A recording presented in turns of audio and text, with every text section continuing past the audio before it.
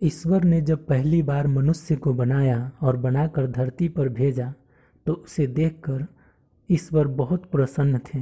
धीरे धीरे दिन बीतता गया और मनुष्य बूढ़ा होने लगा। बूढ़ा होने के साथ साथ उसके ज़िंदगी में कई तरह की तकलीफ़ें आने लगी।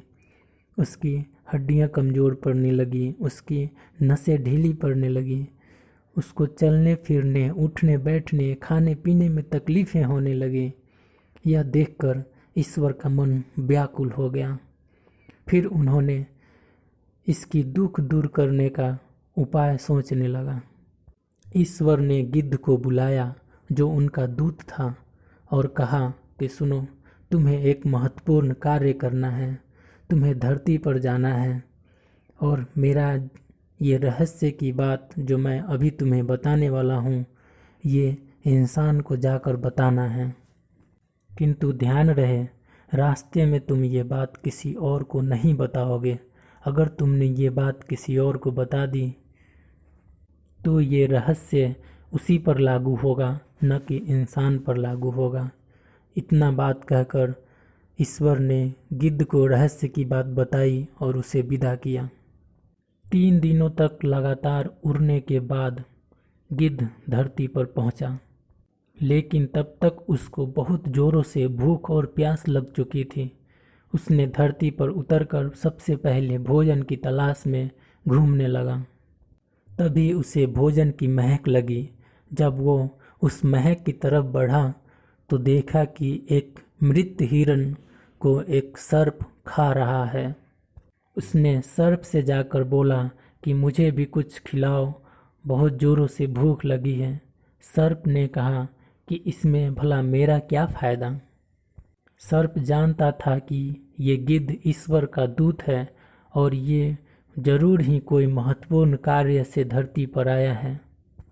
गिद्ध ने कहा कि तुम मेरा सुनहरा पंख ले लो, लेकिन मुझे कुछ खिलाओ।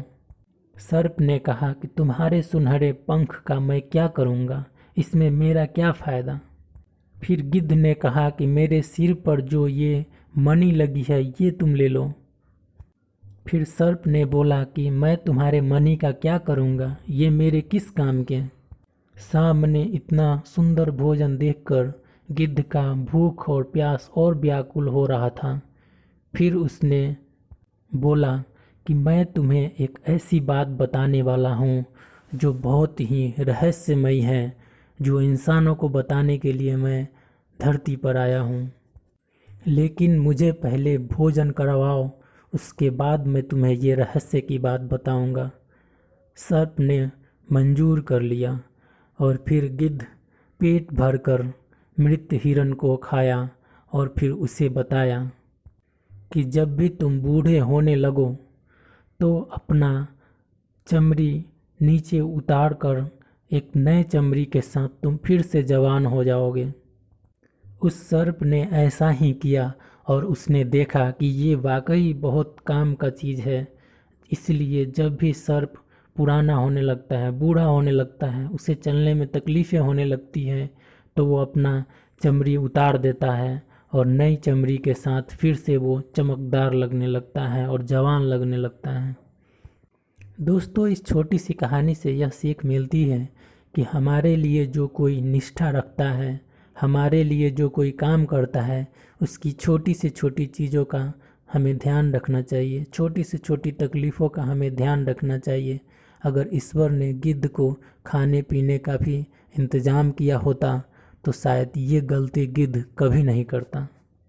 कहानी सुनने के लिए बहुत बहुत धन्यवाद। अगर आपको ये कहानी अच्छा लगा है तो प्लीज़ लाइक और कमेंट ज़रूर करें।